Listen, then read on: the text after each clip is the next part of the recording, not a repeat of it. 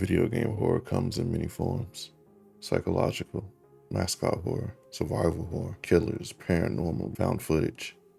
But I think one reigns above them all, and that is VR horror. What separates VR horror from these other counterparts? Immersion, atmosphere, helplessness, scale, and interactivity. A VR headset's number one weapon is immersion, which creates a beautiful atmosphere for horror. Five Nights at Freddy's, Help Wanted, the seventh game in the FNAF series, and one that took a completely different twist on the usual formula. We've all played this game flat, meaning we played it on our monitors and on our phones and in different areas.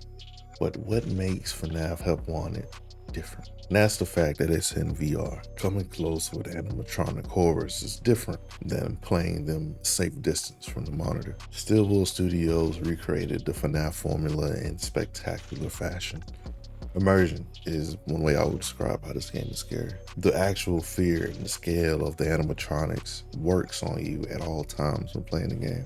If you're like me, you played FNAF for many years. I played all the games, 1 through 6. And after a while, the jump scares wear off. The immersion is lessened by the repetition of the actual gameplay. But in FNAF Help Wanted, that doesn't exist. Every moment is stressful in that game. Why? Because the threat becomes very real when your fear is actually strapped to your face and there's no escape. To this day, I haven't finished that game simply because I cannot. The tension of a giant animatronic walking up to you and there's no escaping a jump scare, or sitting in the darkness, not knowing what's there or when it's gonna be there, is stressful. And that's one of the main keys of VR. Stressing your senses, your visual senses, the audio, everything works together to create horror. FNAF Help Wanted just overwhelms you. The sound of animatronic footsteps, the fear of the unknown, all plays together to make a spine-chilling experience. Funny enough, FNAF Help Wanted VR is just one example of many flat-to-VR horror games that are just different when seen in the virtual reality medium. Another example of immersion and atmosphere is Phasmophobia, a 4-player online co-op psychological horror where you are a ghost hunter. You must gather clues and evidence to discover what's haunting the location you're in. A few years ago, a VR mode was added to this game. By this point, many people were already kind of over the initial fear of Phasmophobia, but putting on that headset and playing this game, it's different. You never really realize how darkness is until you're sitting in it. The ambiance of the house, the silence of the environment just creates a unparalleled experience for people who are new to VR or even aren't used to VR horror games. I've never felt real fear until I played this game solo and realized, wow, I'm in a house, a huge house by myself, and I know there's something here, but I can't see it. It's dark, I can't see anything. This flashlight barely helps. The fear of the unknown, knowing that something is there, but you don't know what point it's gonna jump out. And when something does appear to grab you, it is a terrifying experience because you're face to face with your demon. With VR horror games like this, there's no real degree of separation. For instance, if you're in your room playing Phasmophobia on a monitor, you can turn around and the ghost won't be there. But if you're in VR and you turn around, you're still in the room with that ghost. This creates almost a primal fear, a feeling of helplessness in your situation that makes the experience so much more visceral and scary. Speaking of helplessness, Alien Isolation, a survival horror game based in the Alien franchise. But what happens when you make a VR mod for it? It becomes one of the scariest experiences you can probably play in a video game. After the degree of separation is removed, what are you left with? A terrifying, unforgettable experience. In the flat game, you already realize this enemy is unstoppable, it's smart, it's scary, it jumps out of nowhere, it thinks. It feels like a real creature already. But what happens when you actually have to look it in his face in VR? Primal fear, helplessness, stress. Your brain starts to wonder. The tension rises. You think I can't deal with that anymore. Like I said before, Alien Isolation is one of the most brutal and horrifying VR horror experiences. There's just nothing else like it. Another game that tackles this sense of helplessness perfectly is Blair Witch. Blair Witch was originally released in 2019 with a VR port coming a few years later in 2021. The game already by itself is terrifying. It's horrible. It's a oppressively dark experience. There's something stalking you, but you don't know what it is. You can't see it, and when you do see it, it's terrifying. This is a first-person story-driven psychological horror game.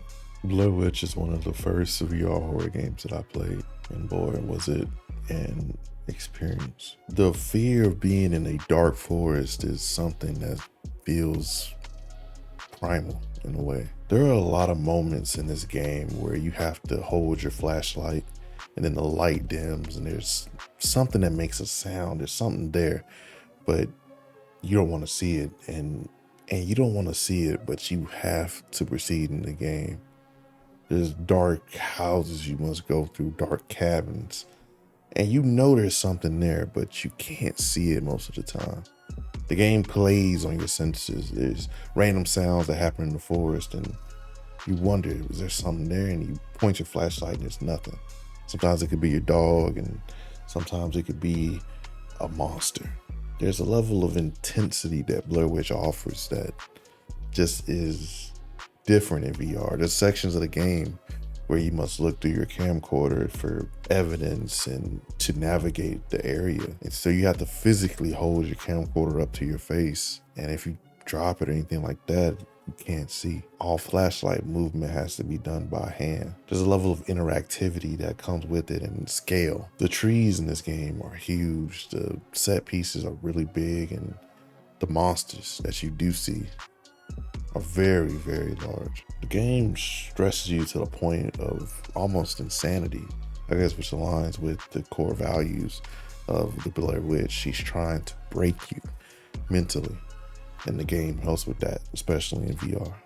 There's times when the scares and just the psychological horror is overwhelming, and you have to keep going. The game teaches you perseverance, and that's why I think it is one of the best VR horror games to get into if you're joining the medium. There's also an incredible sense of vulnerability that comes with being in the woods and knowing anything could attack you at any moment. And there will be times where an enemy will come to attack you, and you have to be ready. There's also not a guarantee that the enemy's gonna be in front of you when it attacks you. It could be behind you, to your side. There's been times when I played this game where I wanted to physically run, but obviously you can't when you have a VR headset strapped to your head. I'm gonna be smart. Let's talk about scale. Scale has different meanings, but usually it means size, the size of something. How big is something really? And I think one of the games that illustrates this the best is Subnautica. Subnautica is an interesting game because on the outside, it doesn't look like it would be that scary. It's just a game about the ocean, right? Phasmophobia, that is the fear of deep water, of an ocean or a lake. And usually Subnautica in just base form as a survival game isn't the scariest until you travel deep into the ocean, or unless you have thalassophobia. Subnautica in VR is one of the most triggering experiences most people will have in a VR game in terms of thalassophobia. The fear of the ocean is primal. Like I mentioned before, it's a real fear. Most people don't really realize they have it until you're looking down into the depths and not knowing what's down there. But at the point in the game where you do come face to face with your biggest fear, when the unknown becomes the known, that is when Subnautica VR peaks. You're face to face with the most terrifying thing you've ever seen. What do? Do you just alt tab out the game and escape? Well, since you're in VR, you don't have that option. Yes, you can take your headset off, but you have to come back in at some point. That's what I love about VR horror. It can make a seemingly not scary game become one of your biggest fears. I personally love the ocean. I love swimming, but I cannot play Subnautica in VR. The large expanse of the water, the knowing something's there, but it hasn't appeared yet. Or is it already there? I don't know. True horror is when all your senses are being overwhelmed. The feeling of anxiety that comes with just playing a game is unparalleled. These reasons are why VR horror is the best when it comes to being scary. Our final section of VR horror we're going to cover is interactivity. Interacting with the world around you can also be very, very scary. Our first example of this is Duck Season. Duck Season, developed by Stress Level Zero, released in 2017, was very popular on YouTube back in the day and probably was most people's first VR horror experience. Duck Season is a throwback to the golden age of 1980s gaming and movies, with a hint of psychological horror put into it. In this game, you relive your childhood as you're transported to a nostalgic place of playing games in front of your TV. In this game, there's multiple ways to interact with the world, to discover the secrets, to protect yourself against the unknown. Outside of the main gameplay of shooting guns at ducks, you are tasked with exploring your environment, figuring out the secrets and how to get different endings and Easter eggs and explore the secrets of the world. At base, Duck Season is already a terrifying game, but when you really deep dive into the lore and find the hidden collectibles and really explore your environment, that's when the true horror of the game commences. You realize you're not the first victim and you probably won't be the last, depending on your ending. It's the fear of paying attention in a way. You realize certain things are off as you play the game. Like, oh, that wasn't there last time. There's even a great scene that I'm gonna show you guys where you turn around and your biggest fear is in front of you, or should I say behind you. Where's the... No! No! Mames! No! Mames! No! No! No! No! No! ¿Dónde está mi pinche bate, güey? No. What the There are moments like this which would work on a flat game, but it's even worse in VR because you physically have to be in the room with what you fear the most. Our next example is Propagation Paradise Hotel. This game is one of the scariest VR games of this year, and is that way for a reason. The level of interactivity you can have with the world, which is the Paradise Hotel, in the midst of a zombie apocalypse, is staggering, to say the least. Being able to physically open doors and interact with the environment adds another layer of fear. Not knowing if I open this door, would there be a zombie behind it or something worse or anything that could kill me. Opening a door and not knowing if there's a zombie behind it is a different level of tension and anxiety that comes with playing this type of game. Also, the gameplay mechanics, Propagation Paradise Hotel, are very Resident Evil-like in the way it handles ammo and crafting and stuff like that. In this game, you have to physically find batteries for your flashlight, so there's times where you're not going to have any batteries and you have to explore around in a deep, dark hotel, upping the tension and anxiety for simply no reason other than the fact that you didn't explore. And you also have to hold your flashlight and your gun. And even though you have a gun, you feel powerless because of the darkness and the amount of enemies surrounding. Also, the exploration in this game is top notch. Having to physically open drawers to check for resources while keeping an eye on your back because you don't know if that zombie across the room just got up is terrifying. Now, this game could be pretty decent in a flat mode, but obviously it being a VR only game, it only helps raise the level of immersion. This game is very dark, and in that darkness lurks many things that want to eat you. Could you survive? Our last two games, which could really be combined into one series, is Resident Evil 7 and Resident Evil 8. Both these games have their flat counterparts, which are terrifying in their own way. Honestly, the scariest of the series. But both of these games having a VR counterpart makes them so much more scary. The size of the enemies, the scale of the environments, the fear when the unknown makes itself known and you have to stand in front of it and fight it. There is no running.